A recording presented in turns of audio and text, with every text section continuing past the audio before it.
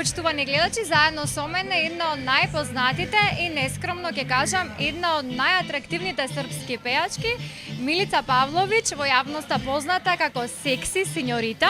Таа секогаш го оправдува овој епитет, така и вечерва, навистина изгледаш прекрасно и секси како секогаш. Hvala puno, dobro večer, reče meni lepa žena i samo neka mi ovako uvek žene se držimo lepo zajedno, poštujemo jedne drugi i ovako lepe i uspešne uvek da budemo. To nam želim posle da COVID ispratimo i sve to tako da se obistini. Така е, дај Боже да е се убаво и позитивно. Милица, дали си за прв пат во Охрид? Po prvi put u Ohridu i mogu da kažem slobodno da je to jedna velika sramota da vam je ovako nešto blizu. Ja sam sa juga Srbije, pa mi je onako i bliže bilo sve vreme pre tog života u Beogradu i takmičenja za Zvezde Grande i samog fakulteta, jer ja sam se u Beograd preselila kada sam upisala Fakultet za kulturu i medije. Ja sam inače diplomirani komunikolog, tako da pripazi se mene da ti ne otmem posao u nekom momentu. Da, šalim se, ne. Зошто да не баш ке ви одговара, така? Ja ću pevati, a radiš svoj posao. Tako da, velika sramota, sram me bilo. Danas sam uživala, došla sam juče, dan ranije, i vlasnici ovog objekta, kao i menadžer Kristijan, zaista su me proveli onako gospodski, rekla sam danas, moram da upotrebim taj izraz, gospodski, onako me proveli svuda. Toliko sam jela dobre hrane od juče do pre par sati, da onako uzimam vazduha, da izađem na binu, nisam mogla da odolim. Znači, specijaliteti su vrhunski, jezero je predivno, čak sam se i okupala danas, jako ja odem, verujte mi, na more, radim i ne stignem da se okupam. Ovu lepotu nisam smela da propustim. Така, значи имаше време и да се искапиш по Охридски, така кажеме, во Охридското езеро. Исто така, на твојот Инстаграм профил, кога се прочета и околу стариот дел на Охрид, црквата Ганео сигурно ја погледна. Како ти се допадна тој дел на градот? Taj deo grada mi je prelep i onako, ono što nisam znala da Ohrid ima 365 crkvi, znači zaista to je opet još jedna velika sramota. Naučih nešto danas i da ima tako bogat istorijat i neka da dođem još jednom, tamo 7. i 8. avgust, da utvrdim gradivo i da naučim što nešto, jer bogatstvo je i Makedonije i same regije imati ovako nešto na domak ruke. Кажа дека проба бројни македонски специјалитети, охридски. Дали може би ја проба охридската пастрмка? Danas nije bila na stanju. Inače, hteli smo, ali sam se kasno setila toga. I onda kada smo mi zvali, nije bilo sveže. Danas ulovljene, ali to ćemo ostaviti za sledeći put kad dođem i jedva čekam. Милица, како помина корона кризата за тебе? Дали тоа психички влијаеше врз тебе и ете што научи од тој период, корона пандемија? Ja sam znala da volim do kosti ovaj posao.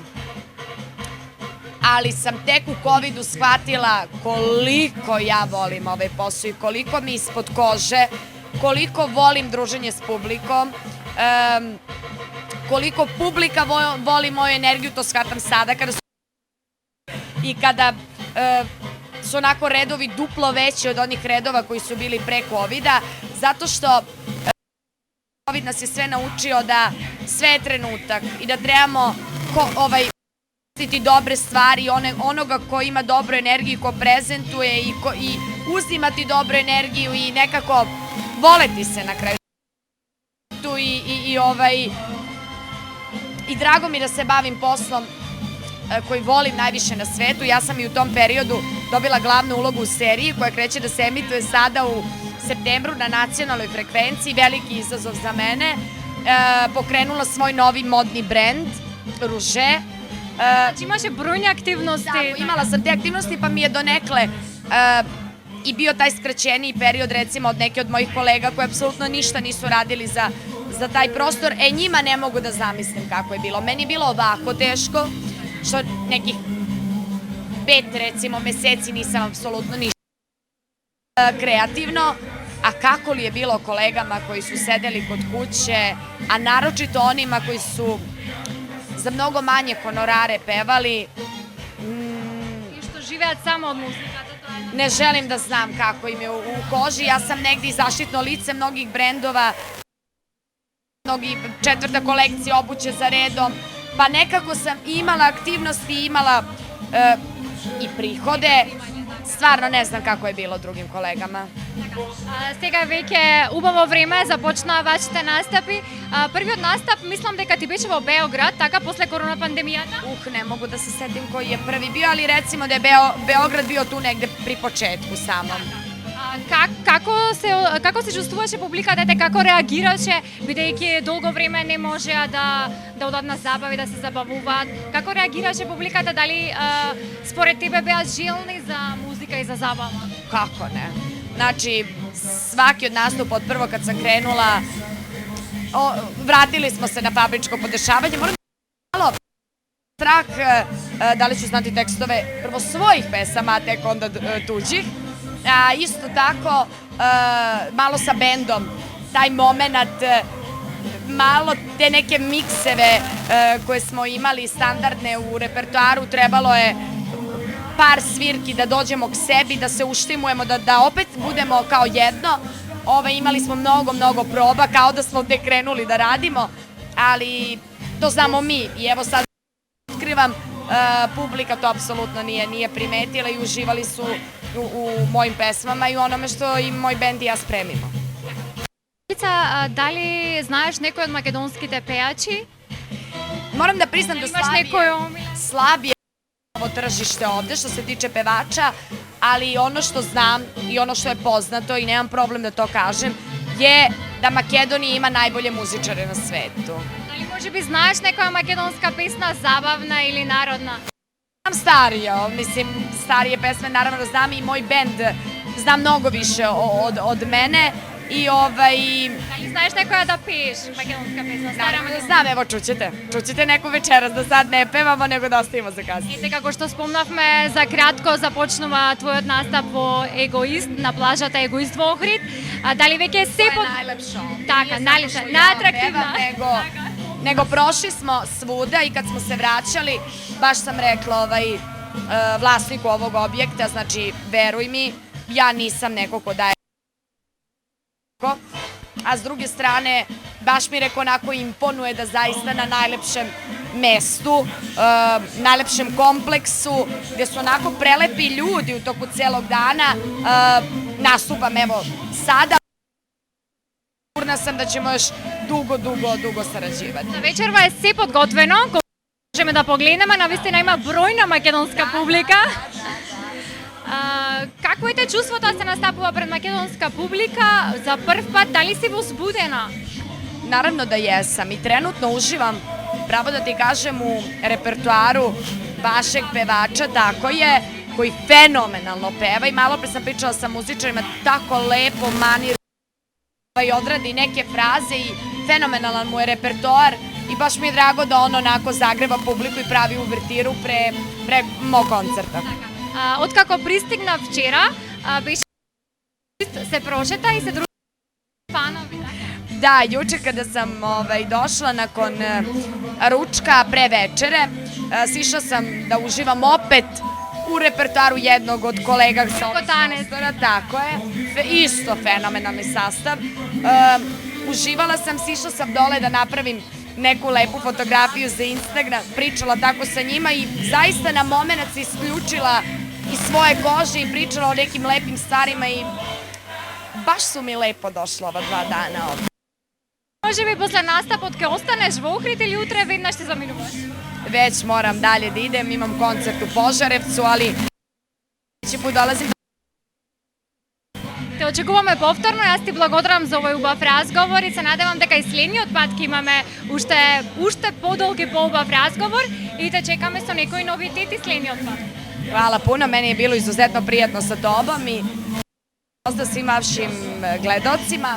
Pozivam vas eto i kad bude drugi koncert da opet dođete da se fenomenalno provedemo i šta da kažem, sakam vas, ne znam kako se kaže, zaista vas volim od srca. Te sakam, tako i ostanite mi uvek zdravo i živo i da se družimo uvek u radosti i veselju. И благодарам уште еднаш.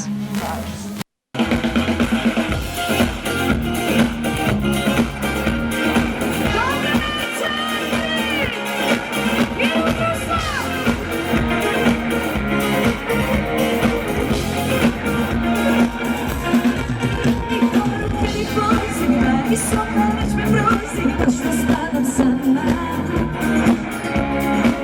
Pa s ovim nedostupan broj i sebe lažem da si moja takva drama. Djevojke! Sada svi ima koliko vrag, ima više pritisak za sebe. Samo da kažem, i noćeš da me označujem, ne jasno sve. Ne stidim se! Ubija me taj tvoj ukus loš, samo mi! Slušaj, dobro, još mi suze krv i sano. Ti mi ti budem samo broj, ma ne broj. Dobro mi došli!